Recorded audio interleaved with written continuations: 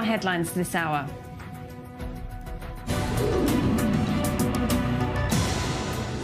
Israel braced for an attack from Iran for a sixth straight day, with Russia reportedly calling on Tehran to avoid harming civilians.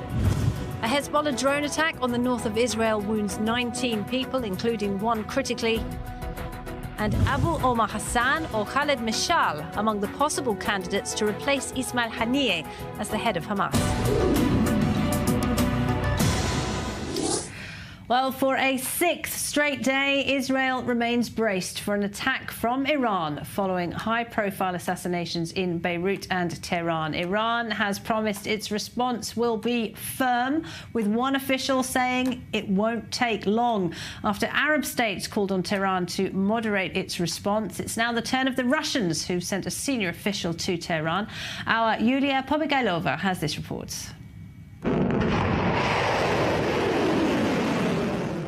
The world is on a diplomatic offensive to prevent a large-scale war between Israel and Iran. In recent days, Iran has been moving missile launchers and conducting military exercises in preparation for a response to the alleged Israeli assassination of Hamas political leader Ismail Haniyeh in Tehran. Well, at least 19 people were injured, one of them critically, in a Hezbollah drone and missile attack on northern Israel today. The Lebanese terror group sent a swarm of attack drones at a military base, which hit civilians driving on a road. More in this report from our Middle East correspondent, Ariel Asaran. With Israel on high alert as it braces for an attack by Iran and its proxies, the cross-border fire on its northern border is waiting for no one. Several drones launched by Hezbollah crossed into Israel on Tuesday, injuring at least 19 people, according to Israeli emergency services. One of them, a man in his 40s, is in critical condition after an Iron Dome interceptor missile malfunctioned and crashed onto a highway south of Nahariya. I was right here on the corner. We heard a siren. I laid down on the ground and could see it come down quickly and explode right here. I never heard such an explosion. I'm still shaking. Let's hope this ends. Hezbollah claimed it launched a swarm of drones in response to Monday night's targeted elimination of a senior commander in Hezbollah's elite Radwan force. Go to the north of Israel now. Our Zach Andrews is standing by for us. Zach, a very tense situation. There's just been another rocket attack, I understand. There has 20 to 30 rockets is what we're hearing over Kiryat Shmona. The timing right after Hassan Nasrallah's speech concluded. This has been an interesting day. I should say this has been an interesting weekend. Watching what has been fired. Hezbollah, of course, has continued to target areas within the normal range, of where they have fired before over the last 10 months. At least they haven't been successful in trying to target positions in Haifa. Now, that comes with a big exclusion, big red X. Of course, there's the drone that flew over the port area, which Hezbollah took pictures, part of their propaganda efforts. The IDF saying that's a major security failure. Now, according to reports, the Biden administration is predicting a twin attack on Israel from Iran and its Lebanese proxy Hezbollah. The US has sent an aircraft carrier and other military support to the region. And last night, Iranian-backed militias in Iraq targeted a US airbase, wounding 7 US military personnel. It's unclear if that was linked to Iran's planned response to Israel. But to talk more about US policy, we're joined by Jonathan Lord, Senior Fellow and Director of the Middle East Security Program at the Center for a New American Security. Thank you very much indeed for being with us. And there are concerns in Washington that it may be more difficult this time around to put together the kind of multinational coalition that we saw defend Israel against its last direct attack back in April. That's right. Well, first, thank you for having me. But there are concerns about the coalition cohesion.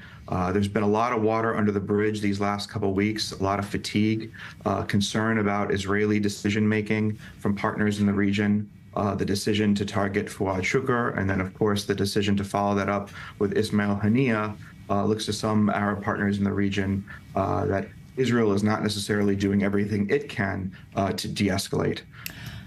Thank you. All right, let's take a closer look now at why senior Russian official Sergei Shoigu is in Tehran and what role Moscow is seeking with regard to a planned Iranian attack on Israel. We're joined now by Anna Borshkovskaya. She's a senior fellow at the Washington Institute for Near East Policy. Thank you very much for being with us, Anna. Good to see you. So, according to reports, Russia's President Putin is trying to get Tehran to at least avoid killing Israeli civilians. Does that reporting seem credible to you? It's highly possible that is what Putin is saying rhetorically, and that very well may be part of the story, so that could be credible, to get to your question. Now, the United Nations says it's fired 9 workers from its Palestinian aid agency, UNRWA, for having most likely taken part in the October 7th massacre in the south of Israel. Our Emma Siegel has the details.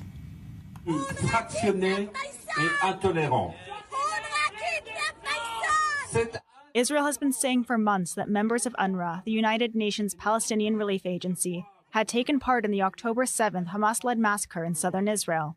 Now, a UN investigation admits that there is sufficient evidence that 9 UNRWA staff members, quote, may have taken part in the attack. But in the same breath, the agency's probe cleared 10 other accused workers. Now, we have found, out of those 19, that in 10 cases, there's either no information or insufficient information to support the allegations of their involvement in the October 7th attacks.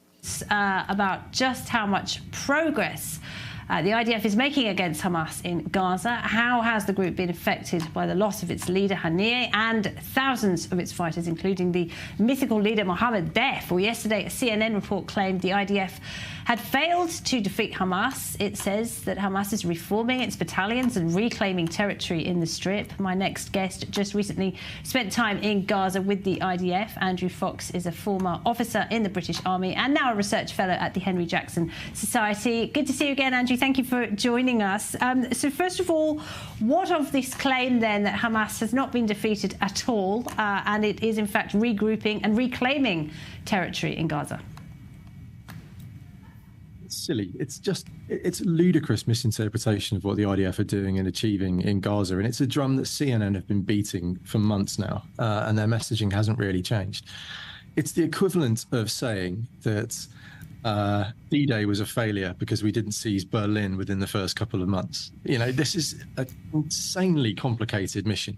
No army in modern history has had to fight in terrain and in subterranean tunnels in the way the IDF have against an enemy that is deliberately hiding amongst the civilians.